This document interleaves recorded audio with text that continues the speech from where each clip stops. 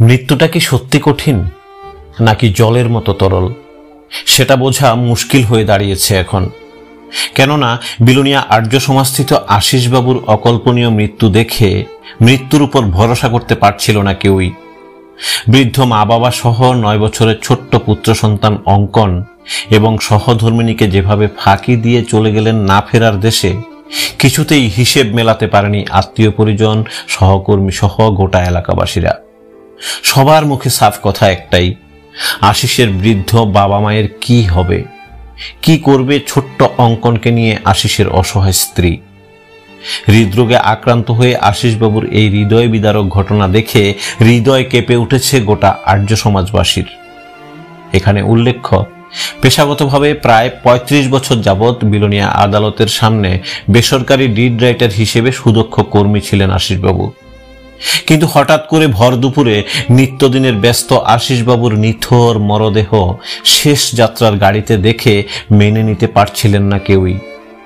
প্রতিদিনের মতো 51 বছর বয়সী ডিড রাইটার আশিসবাবু বাড়ি থেকে বেরিয়েছিলেন বাজার করবেন বলে। বাজার সেরে মজা করে খাবেন বলে মাছ নিয়ে এলেন বাড়িতে।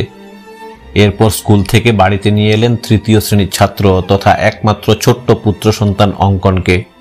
তবে সব কাজের ফাঁকেই সোমবার বিকেল থেকেই হালকা ব্যথা অনুভব হচ্ছিল বুকের এক পাশে।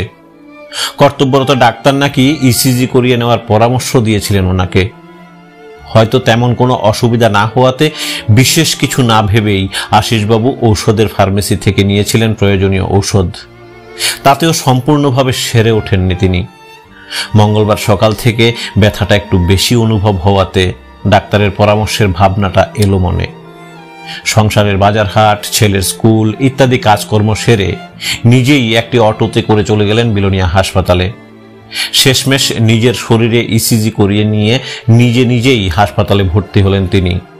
কিন্তু ইসিজি রিপোর্টের ভিত্তিতে চিকিৎসা পরিষেবা নেওয়ার আগেই শেষ নিঃশ্বাস ছেড়ে দিয়ে না ফেরার দেশে চলে গেলেন আশিসবাবু। কান্নায় কাঁপছিল গোটা হাসপাতাল।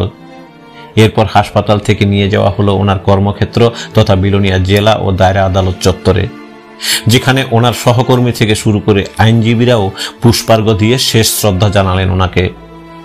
এরপর নিয়ে আসা হয় আর্য সমাজস্থিত নিজ বাড়িতে, যেখানে পুত্র আশিসের মরদেহ ধরে শেষবারের মুখ দেখার জন্য পুত্র শোকে বুক চাপড়াচ্ছিলেন বৃদ্ধ মা বাবা, সহধর্মিণী সহ 8 বছরের পুত্র শিশু সন্তানটি। কান্নায় ভেঙে পড়েছে ভাই বোন, আত্মীয় পরিজন, সহকর্মী, বন্ধু বান্ধব সহ গোটা আর্য সমাজবাসী। কিভাবে চলবে সংসার? কে নেবে বৃদ্ধ মা বাবা সহ অসহায় স্ত্রী ও পুত্র সন্তানের দায়িত্ব?